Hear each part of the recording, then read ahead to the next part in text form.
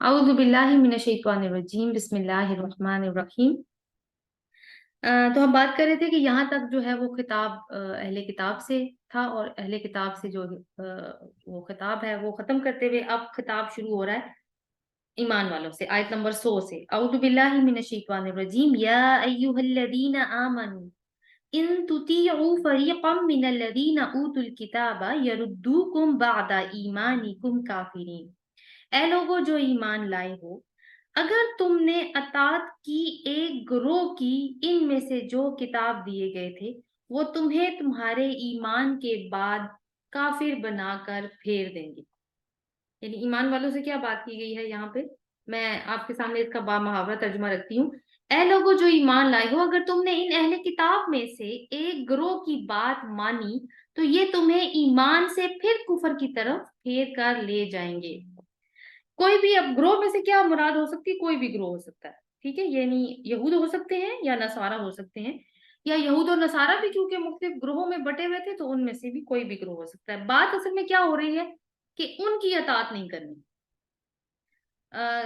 तुतियु अतात नहीं करनी, अतात का मतलब है यानी पैरवी करना। तो अहले किताब पर हुज्जत तमाम करने के बाद अब अहले ईमान से खिताब करते हुए मुसलमानों को आगाह कर रहे हैं अल्लाह ताला कि अगर तुमने अहले किताब की बात मानी, तो वो तुम्हें कुफर के उसी अंधेरे की तरफ लौटा देंगे जिससे निकलकर तुम ईमान की रोशनी में आए हो। और यहाँ से आप देखिए कि जो मिल्लत इस्लामी है उसको सिराते मुस्तकीम पर रखने के लिए ये बात कितनी जरूरी है कि वो किसी और की पैरवी ना करें, क्योंकि उनके पास बेहतरीन मॉडल मौजूद है। अगर ऐसा करेंगे तो फिर उनकी शनाख्त मसख हो जाएगी। तो उम्मत मोहम्मदी के लिए और या उम्मत मुस्लिमा के लिए जरूरी है कि उनकी अपनी एक शनाख्त हो अलग से। उसके लिए क्या करना होगा? हमें एक इज्तमाई निज़ाम बनाने की जरूरत होगी, ताकि माहौल इतना मवाफिक हो कि इस्लामी शार पर अमल करना आसान हो।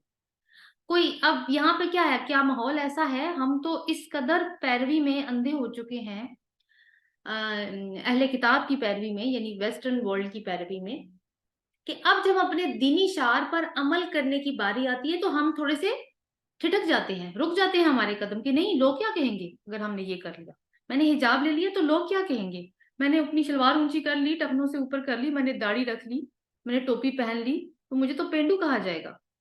या फिर मैंने ये वाला काम शुरू कर लिया कि मैंने दीन की दावत का काम शुरू कर लिया, तो फिर मेरी तो एक्सेप्टेबिलिटी खत्म हो जाएगी। तो देखिए, फिर इसके लिए जरूरी है ना। और अदरवाइज भी आप देखिए कि हम सो कॉल्ड एक मुस्लिम मुआशरे में रहते हैं, लेकिन क्या माहौल ऐसा है जो कंड्यूसिव हो एक इस्लामी शार शार को फ्लरिश करने के लिए। हमें तो इवन अपना कोई जायज काम भी पड़ जाए ना किसी गवर्नमेंट ऑफिस में, तो रिश्वत दिए बगैर नहीं हो सकता। तो कितना बिटर एनवायरनमेंट है, कितना कड़वाहट है हर तरफ, जहां पे घसीटा जा रहा है उन लोगों को भी गुनाह की तरफ जो नहीं आना चाहते उसकी तरफ। तो एक इज्तमाई इस्लामी निजाम की जरूरत है, वरना फिर इंजाम वही होगा जो फिर अहले किताब का हुआ था। तो हमें अपनी जिंदगियों का जायजा लेने की बहुत ज्यादा जरूरत है इस चीज के अंदर। ये बहुत अहम बात अल्लाह ताला ने की, और अगर हम फिर नहीं जायजा लेते तो फिर अल्लाह ताला ने कहा है कि वो तो तुम्हें तुम्हारे ईमान के बाद काफिर बनाकर फेर देंगे। यानी अल्टीमेटली आप देखें कि हम उस करिश्मा में जो कि यूरोप ने क्रिएट किया है, या फिर वो हॉलीवुड और बॉलीवुड की शक्ल में ही जिस तरीके से एक इंस्पिरेशन क्रिएट कर दी गई है हमारे यूथ के लिए, तो क्या वो उनको दीन की तरफ लेके जा रही है? नहीं, वो तो बिल्कुल उल्टी तरफ लेके जा रही है। वो तो उनको काफिर बनाने की तरफ तुली हुई है, क्योंकि वहां का खुदा तो मोहब्बत है जिसके पीछे लगे हुए हैं सारे। अल्लाह ताला इसके ऊपर हमें शऊर बख्शे। और आगे कुछ आयत ऐसी आएंगी जिसमें हमें इसकी रेमेडी भी बताई जा रही है। आयत नंबर 101 देखते हैं। वकैफ तकफुरून व अंतुम तुतला अलैकुम आयातुल्लाहि व फीकुम रसूला। और तुम किस तरह कुफर कर सकते हो हालांकि तुम पर अल्लाह की आयत पढ़ी जाती हैं और तुम में रसूल मौजूद हैं। वमन यातसिम बिल्लाहि फक़द हुदिया इला सिरातिम मुस्तकीम। तो जो कोई अल्लाह को थाम ले तो तहकीक वो सीधे रास्ते की तरफ हदायत दे दिया गया। या तौसीम बिल्ला, इसको अंडरलाइन कर लीजिए। सवाल पूछा जा रहा है जी मुसलमानों से, तुम किस तरह अपने दीन से फिर सकते हो? क्या वैलिड रीजन है तुम्हारे पास? क्या तुम्हारे पास अल्लाह की आयत मौजूद नहीं है जो हर मामले में तुम्हारी रहनुमाई करें? और फिर ये यानी उस कॉन्टेक्स्ट में बात हो रही है जब कुरान आ रहा है अब, और तुम्हारे अंदर खुद रसूल अल्लाह सल्लल्लाहु अलैहि वसल्लम की जात मौजूद है जो तुम्हारे लिए रोल मॉडल है।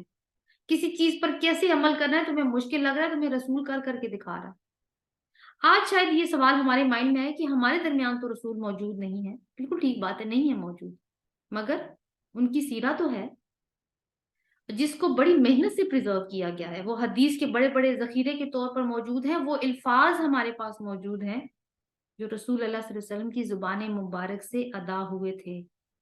तो ये सवाल सिर्फ उनसे नहीं कहा जा रहा जो उस वक्त मौजूद थे, हमसे भी पूछा जा रहा है ये सवाल। हम देखिए दुनिया की तालीम बड़े शौक से हासिल करते हैं ना, लेकिन दीन की तालीम से दूर होते जा रहे हैं। क्यों? हम पर कुरान, ये जो दो चीजें ना, व अंतुम तुतला अलैकुम आयातुल्लाहि व फीकुम रसूला, दो चीजों की बात है ना, कुरान की बात की गई है और हदीस की बात की गई है आजकल के कॉन्टेक्स्ट में। देखिए क्यों हम दीन से दूर होते जा रहे हैं, रीजन भी यही है। ना हम पर कुरान की आयत पढ़ी जाती हैं, ना रसूल की सीरत को अपनी असल रूह के साथ पेश किया जाता है। मेरा जोर इस बात पे, असल रूह के साथ, असल रूह के साथ पेश करें तो कुरान और सीरा एक चीज बन जाती है, कोई डिफरेंस नहीं है उन दोनों में। लेकिन हम सीरा को कैसे पढ़ते हैं? हम सीरा को जब पढ़े होते हैं तो हमें नहीं बताया जाता कि क्यों पढ़ रहे हो तुम, हमें बस वो वाकयात नजर आ रहे होते हैं मुख्तलिफ मुख्तलिफ, जिसमें हमारी दिलचस्पी होती है। वाकयात इटसेल्फ एक हदायत है सबके लिए, लेकिन वो किस तरफ गियर्ड है, किस तरफ लेके जा रहे हैं, किस मकसद के लिए हो रहे हैं, क्या पता है हमें? वाकयात का एक तसलसल है, एक पूरी टाइमलाइन बनती है, हिस्टोरिकल टाइमलाइन अगर हम बनाना चाहे बन जाती है, but it is gear to what purpose, क्या मकसद अचीव करना है इससे, हमने पता है कोई हमें? इसलिए कि वो बिल्कुल अलग अंदाज में पढ़ाई जाती है। तो दोनों चीजें अगर साथ हों, कौन सी? यानी दुनियावी इल्म भी साथ साथ चल रहा है और कुरान की तालीम और सुन्ना यानी सीरा भी साथ साथ चल रही है, तो फिर अब कोई दीन से फेरने की कोशिश करेगा ना तो वही होगा जो सहाबा इकराम के साथ होता था। उनको कितनी कोशिश की जाती थी दीन से फिर जाओ। हमने अभी साजिशें पढ़ी हैं, ये मदीना में साजिशें हो रही हैं, उससे पहले अभी हम जब मक्की कुरान पढ़ेंगे, और वैसे भी हमें मालूम है कि अहले मक्का क्या क्या किया करते थे, इतना कुछ किया कि हिजरत पे मजबूर कर दिया। तो अगर सही स्पिरिट के साथ ये चीजें आएंगी हमारी लाइफ में, हमारे बच्चों की जिंदगी में, तो फिर कुछ भी कर लें हम, कोई किसी में जरूरत नहीं होगी कि उनके दिलों से ईमान निकाल सके। आगे अल्लाह ताला कहते हैं वो मैं या तौसीम बिल्लाह, तो जो कोई अल्लाह को थाम ले। अल्लाह को कैसे थामे, है ना, मुश्किल बात है। कहें अब फौरन सवाल, वो तो नजर ही नहीं आता, थामे कैसे, वो बताएंगे अल्लाह ताला आगे जाके। यानी कोई भी काम, ये जो या तौसीम है ना, या तौसीम जो हमने कहा था, इसका मतलब एक तो होता है रोकना, दूसरी चीज इसमें जो होती है वो ये है कि कोई काम इंसान करना चाहता है बहुत दिल से, मगर फिर भी रुक जाता है, नहीं करता। क्यों नहीं करता? अपने आप को बचाने की कोशिश करता है। आपको याद है वमन यकफुर बित्तागूती व युमिन बिल्लाह फक़द इस्तमसका बिलउरवतिल वुस्का, जिसने तागूत का इनकार किया और जो अल्लाह पर ईमान लाया उसने तो एक मजबूत कड़ा थाम लिया। हमने पढ़ा था ना ये उर्वतुल वुस्का। तो उर्वतुल वुस्का क्या है? अल्लाह को थाम लेना। अब उसमें मैं आपको उसी लाइक अगर आपको वो याद नहीं है और आप में से किसी ने अगर वो मिस किया है तो फिर आप वो लिंक पे जाके देख लीजिए, वो वाला लेसन सूरतुल बकरा का, ये आयतुल कुर्सी के बाद वाली आयत थी। मुझे सॉरी नंबर इस वक्त याद नहीं है। अच्छा, इसमें जो हमने वो एक इमेजिनरी पिक्चर बनाई थी ना, वो ये थी कि हम समंदर के अंदर तूफान है, हवाएं चल रही हैं, और पानी कभी हमें डुबोता है, कभी हम सरफेस पे आ जाते हैं, लेकिन हम डूब क्यों नहीं रहे? इसलिए कि हमने वो मजबूत कड़ा थाम रखा है, वो एंकर पकड़ रखा है। तो अल्लाह ताला ने यहाँ पे क्या फरमा रहे हैं, वो मैं या तौसीम बिल्ला, यानी अगर किसी ने वो एंकर पकड़ रखा है, फकद हुदिया इला सिरात मुस्तकीम, तो उसको तो सीधे रास्ते की तरफ हिदायत दे दी गई। तो अल्लाह को पकड़ने से मुराद क्या है? फिर उसकी किताब पर अमल करना, हालात कैसे ही नामवाकिफ हों, मुखालफत कैसी ही ज्यादा हो, अगर तुमने ये कर लिया ना तो तुम्हें सीधे रास्ते की हिदायत मिल गई। सिराते मुस्तकीम सीधा रास्ता हम कहते हैं, कहाँ लेकर जाता है? एक ही रास्ता है, अल्लाह की रजा की तरफ, उसकी जन्नत की तरफ। और याद है आपको बहुत शुरू में जब हमने स्टार्ट किया था और पहला पेज खोला था, तो अल्लाह ताला ने एक दुआ सिखाई थी हमें, क्या? इहदिना सिरातल मुस्तकीम, एक ही चीज थी मांगने की सूरह फातिहा में, हमें सीधे रास्ते की हिदायत दे दे। यानी कितनी कीमती चीज है अगर हिदायत मिल जाए। और मांगने की जो अल्लाह से चीज है ना मांगने की, और भी कितनी चीजें हैं जो हम मांगते हैं, बट वहां बताया कि असल चीज मांगने की हिदायत है। तो जवाब यहाँ आ रहा है कि कैसे हिदायत मिलेगी, कि अल्लाह को पकड़ के रखना। अब कैसे होगा ये सब कुछ आगे इंशाल्लाह इसकी डिटेल आ रही है। 102 में देखिए, या अय्युहल्लज़ीना आमनुत्तकू आमनुत्तकुल्लाह हक्का तुकात, ए लोगो जो ईमान लाए हो, अल्लाह का तकवा इख्तियार करो जैसा उससे तकवा इख्तियार करने का हक है। हक्का तुकात ही को अंडरलाइन कर लीजिए।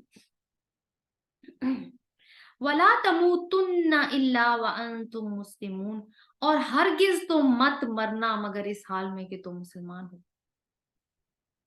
अब इस तर्जुमे इसके वो आगे डिटेल में जाने से पहले ना एक चीज मैं आपको बता दूं जो प्लीज आप नोट कर लीजिए, कि अगर कोई कौम मुर्दा हो चुकी है, जैसे जमीन मुर्दा हो जाती है ना, तो फिर अल्लाह ताला क्या करते हैं, बारिश बरसाते हैं ऊपर से, फिर वो हरी भरी हो जाती है, यानी कोंपलें फूटती हैं, फिर वो पौधे बड़े होते हैं, फिर फल लग जाता है। ऐसे ही होता है।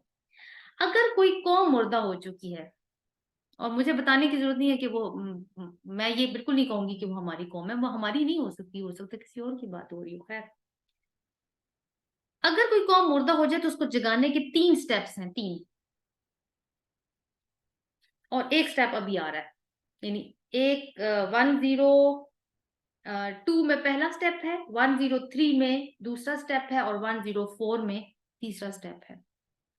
आज हम कोशिश के बावजूद 2 ही कर सकेंगे, क्योंकि फिर क्वेश्चन आंसर का टाइम नहीं बचता फिर, क्योंकि डिटेल लंबी हो जाती है। अच्छा जी, पिछली आयत में हमने क्या पढ़ा कि अगर काफिरों की तुमने अताअत की तो तुम रास्ते से भटक जाओगे, लेकिन बाद में हमने देखा कि अगर तुमने वो एंकर पकड़ रखा है ना तो तुम सेफ हो। लेकिन क्या इस बात की पॉसिबिलिटी नहीं है कि हम बार बार फिसलें? है, उसको पकड़ने के बावजूद फिसल सकता है इंसान। तो जरूरत क्या है कि हर एंगल से अपना बचाव करो। तो इसलिए कैसे बचाव करना है अपना, ए लोगो जो ईमान लाए हो, अपने आप को बचाओ। तकवा का मतलब आपके मुसहफ में लिखा होगा, मेरे पास भी ये लिखा हुआ है, अल्लाह से डरो। ठीक है। अच्छा, ये कौन सा डर है? देखिए, डर के लिए खौफ का लफ्ज भी कुरान में आता है, तो अल्लाह ने खौफ का लफ्ज नहीं इस्तेमाल किया। तकवा इसका मतलब है खौफ से अलग है। डर का माना इसमें आ जाता है, मगर कैसा डर? अल्लाह को नाराज करने का डर। इस पे हमने काफी डिटेल में बात की थी जब हमने रमजान में, जब हमारा वो इंट्रोडक्टरी लेसन हुआ था, और रमजान वाली आयत जो हमने पढ़ी थी सूरतुल बकरा में, उसमें भी हम बात कर चुके हैं। वैसे भी मोर और लेस हर दूसरे लेक्चर में हम ये बात कर रहे होते हैं। तो अपने आप को बचाओ किससे? अल्लाह से। यानी इसको नाराज ना करो, इसकी नाराजगी से अपने आप को बचाओ। अभी थोड़ी देर पहले हमें सीधी राह पर कायम किसने किया था? अल्लाह ने। ये पिछले आयत में हमने पढ़ा ना। यहाँ फरमाया कि उससे अपने आप को बचाओ, इसलिए कि अगर अल्लाह को नाराज कर दिया तो तुम्हें उन कुफर के तूफानों से कोई निकालने वाला नहीं होगा। हक्का तुकाती, ऐसे तकवा इख्तियार करो जैसे उससे तकवा इख्तियार करने का हक है। अब सहाबा इकराम ने जब ये आयत सुनी तो वो डर गए थे, क्योंकि वो फिर रसूल सल्लल्लाहु अलैहि वसल्लम के पास आए कि अल्लाह के तकवा का हक कौन अदा कर सकता है। और बात है भी ठीक, क्या हम इतनी नेमतों के का शुक्र कर सकते हैं? हम तो शुक्र का हक नहीं अदा कर सकते, हम तो इबादत का हक नहीं अदा कर सकते। तो एक तरह से एक नामुमकिन स्टैंडर्ड हमें दिया जा रहा है। तो फिर अल्लाह ताला ने एक और आयत नाजिल की, सूरत तगाबुन, आयत नंबर 16। उसमें देखिए, फत्तकुल्लाह मस्ततात, अल्लाह का तकवा इख्तियार करो जितनी तुम्हें इस्तिताअत है। ठीक है। ऊपर क्या कहा है? हक्का तुकाती, जैसे उसका तकवा का हक है। यहाँ कहा उतना तकवा करो जितनी तुम्हारी इस्तिताअत है। दोनों आयात को मिलाएं तो क्या बनेगा? यानी जहां तक हिम्मत है, इस्तिताअत है, उसका तकवा इख्तियार करो। इसका मतलब है कि अब हमने अपनी जजमेंट खुद करनी है, किसी और ने हमें तकवा वाला होने का सर्टिफिकेट नहीं देना। क्योंकि हर एक की इस्तिताअत अलग है, हर कोई अपनी सलाहियत, अपनी हिम्मत को अच्छे तरीके से जानता है।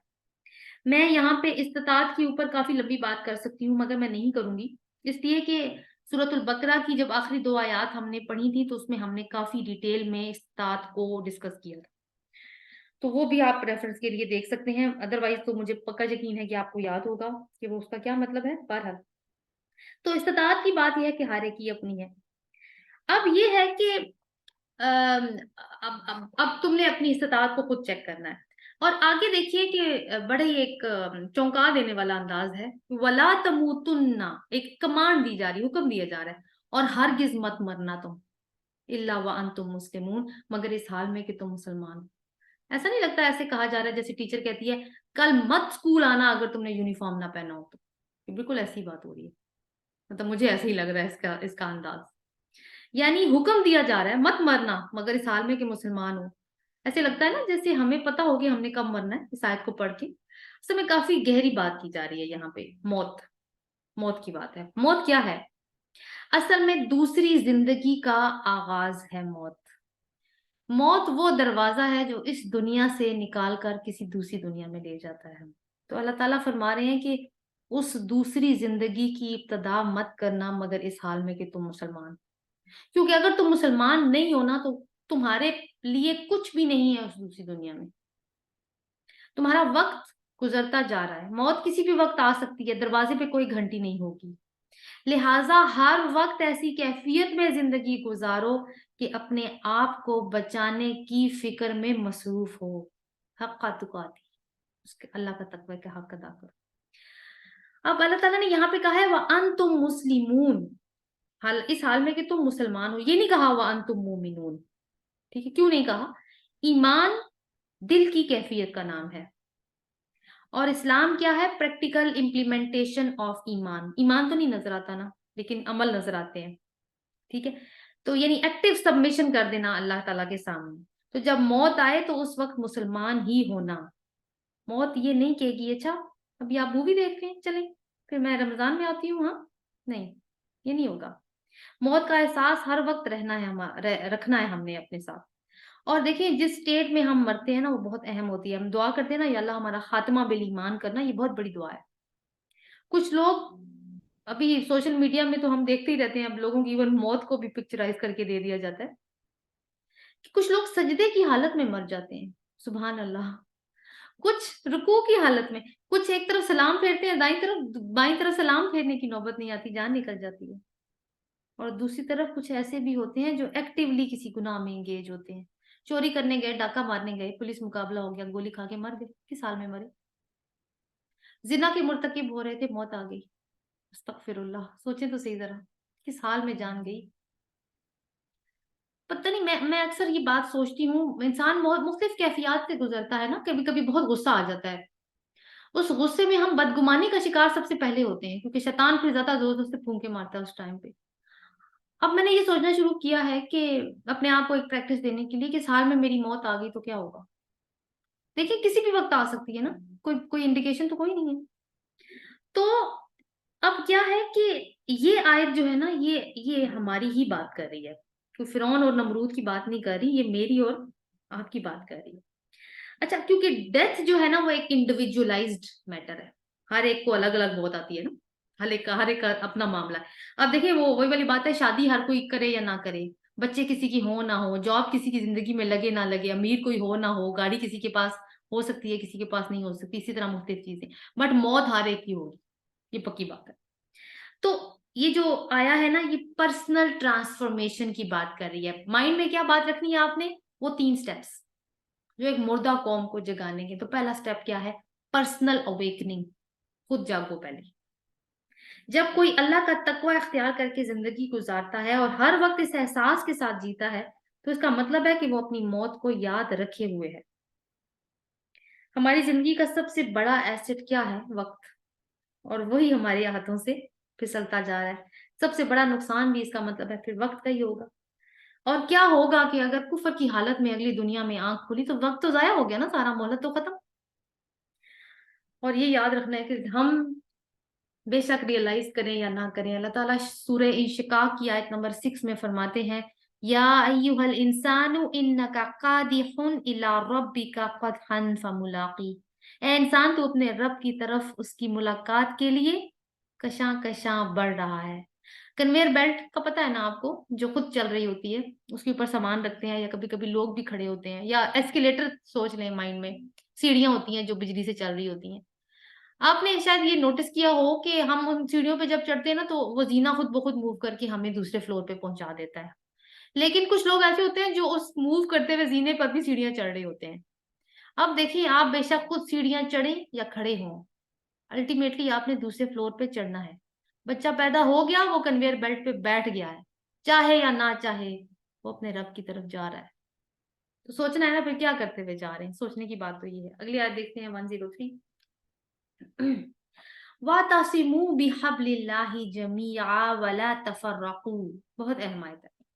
وَاعْتَصِمُوا، آپ دیکھیں وَاعْتَصِمُوا کو دیکھیں ذرا، اس لفظ کو کیسی بناوٹ ہے اس کی. اور پیچھے دیکھیے 101 میں یَعْتَصِم، یہ ایک ہی ورب جو ہے نا مختلف طرح سے آ رہا ہے.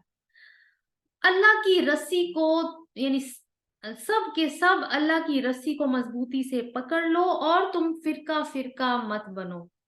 وَاذْكُرُوا نِعْمَةَ اللَّهِ عَلَيْكُمْ إِذْ كُنْتُمْ أَعْدَاءً فَأَلَّفَ بَيْنَ قُلُوبِكُمْ. یاد کرو اس نعمت کو اللہ کی اپنے اوپر، جب تم دشمن تھے تو اس نے تمہارے دلوں میں محبت ڈال دی.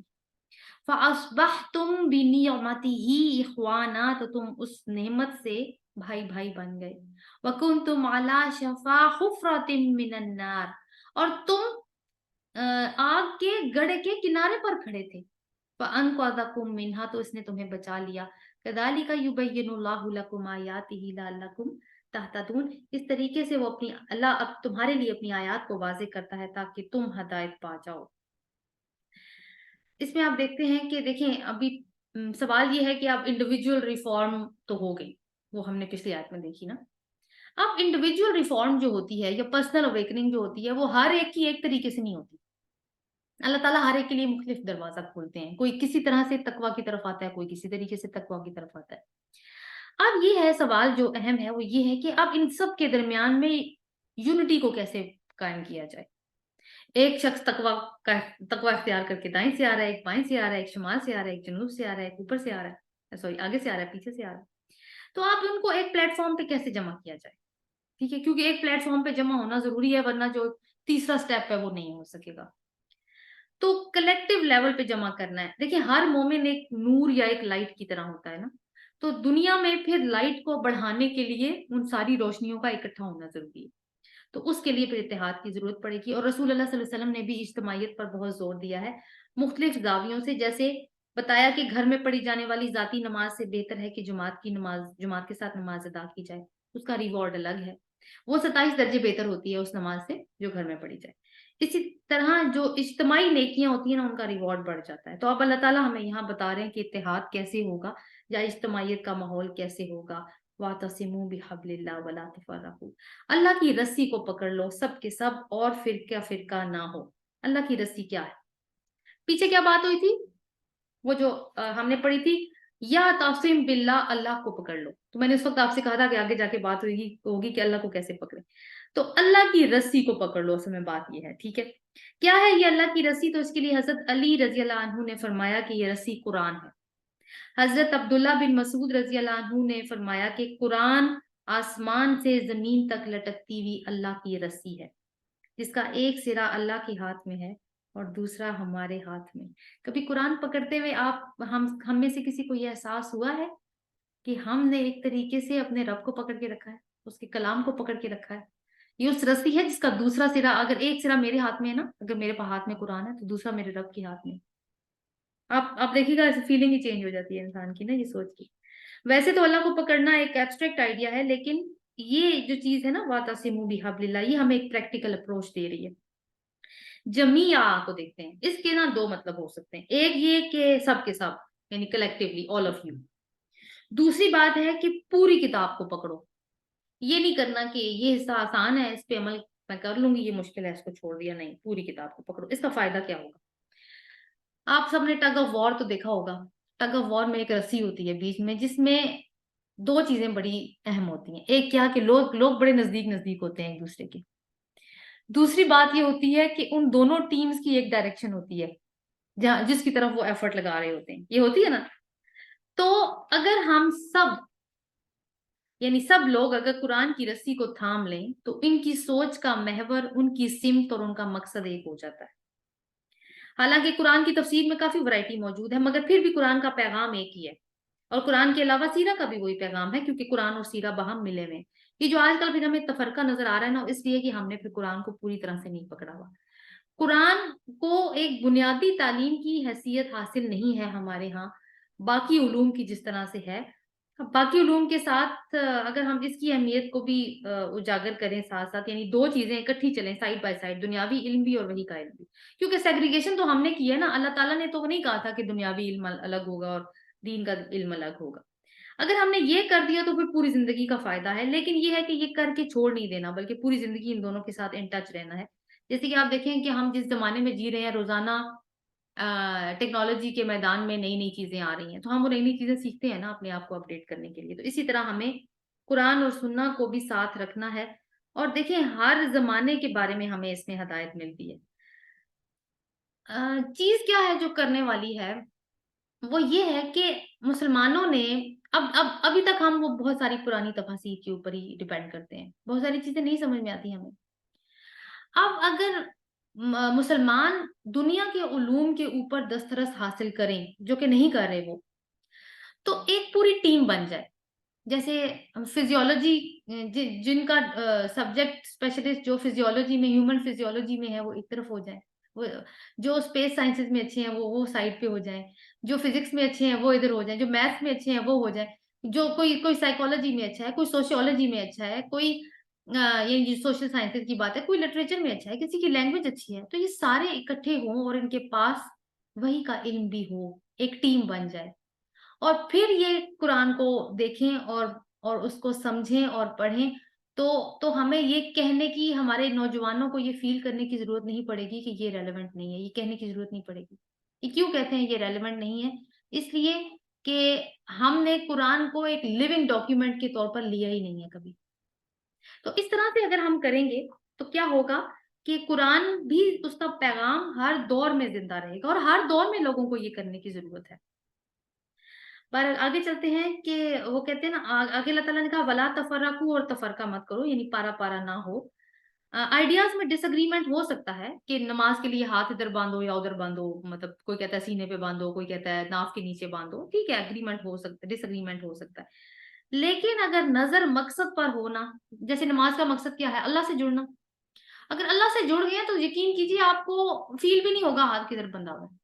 جب اللہ سے ڈائلاگ ہو رہا ہوگا نا، تو اس بات کو کبھی پتہ بھی نہیں چلتا کہ آپ کے ہاتھ کدھر بندھے میں. مین چیز وہی ہے. تو اگر ہماری نظر ہمارے مقصد پر ہو، وہ مقصد جو قرآن ہمیں دیتا ہے، تو پھر یہ چیز کوپریشن کو بڑھائے گی، آپس میں فرقہ بندی نہیں کرے گی.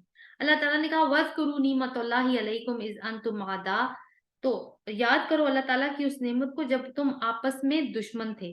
اللہ تعالیٰ نے بنی اسرائیل سے یہ فرمایا تھا نا کہ ایک دوسرے کا خون نہ بہو، یعنی آپس میں دشمنی مت کرو.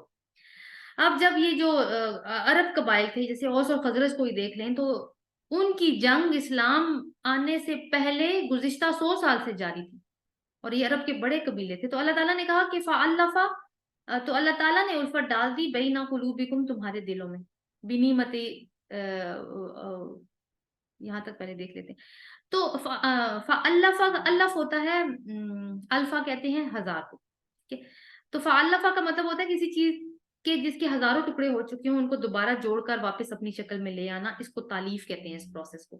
تو اللہ نے ٹوٹے ہوئے دلوں کو آپس میں جمع کر دیا، اور وجہ کیا تھی؟ کس طرح جمع کیا؟ بِحَبْلِ اللَّهِ، قرآن کی رسی میں پرو دیا سارے دلوں کو. تو اللہ تعالیٰ جو ہے وہ فرما رہے ہیں کہ اصل میں تمہارا عقیدہ کیا ہونا چاہیے کہ باقی لوگوں سے جڑنا اور ان کو آپس میں جوڑنا، اور یہی ہوگا تمہارے تقوی کا حق. اگر تمہارا عقیدہ یا تقوی ایسا ہے نا کہ جو تمہیں باقی لوگوں سے نفرت کروا رہا ہے، ان کے اوپر تم ججمنٹل ہو رہے ہو، ججمنٹ پاس کرتے رہتے ہو، کفر کے فتوے لگا رہے ہوتے ہو، تو پھر تم دیکھ لو کہ تم نے ابھی تک پہلا سٹیپ بھی حاصل نہیں کیا. دوسرے سٹیپ پہ تم کیسے آؤ گے؟ پہلا سٹیپ کیا تھا؟ حق تقاتی. فَأَصْبَحْتُمْ بِنِعْمَتِي إِخْوَانًا، تو تم اس کی نعمت سے بھائی بھائی ہو گئے. یعنی پہلے جو تمہارے اندر دشمنی تھی، جب قرآن کی رسی سے تمہارے دل پروئے گئے تو تم بالکل ایسے ہو گئے جیسے بھائی بھائی ہوتے ہیں. اب یہ جو ہے نا، جو ہوتے ہیں خون کے رشتے کے جو بھائی ہوتے ہیں نا، ان کو اخوا کہتے ہیں. اور جو دوسرے والے ہوتے ہیں نا، جو ویسے دینی بھائی ہوتے ہیں، ان کو اخوان کہتے ہیں. ٹھیک ہے. تو اللہ نے اخوان کی بات کی ہے کہ ابھی تم دینی بھائی ہو گئے ہو، لیکن آہستہ آہستہ ایسی نوبت بھی آ جاتی ہے کہ وہ بلڈ بردر سے بھی بڑھ جاتے ہیں آپس میں. تو اہم بات اس میں ہم آج کل کے دور میں یہ ہم دیکھیں کہ اگر ہم آج کل ایک دوسرے کے دشمن بن چکے ہیں نا، تو اللہ کی اس نعمت کی ناقدری کی ہے، پھر ہم نے ناشکری کی ہے.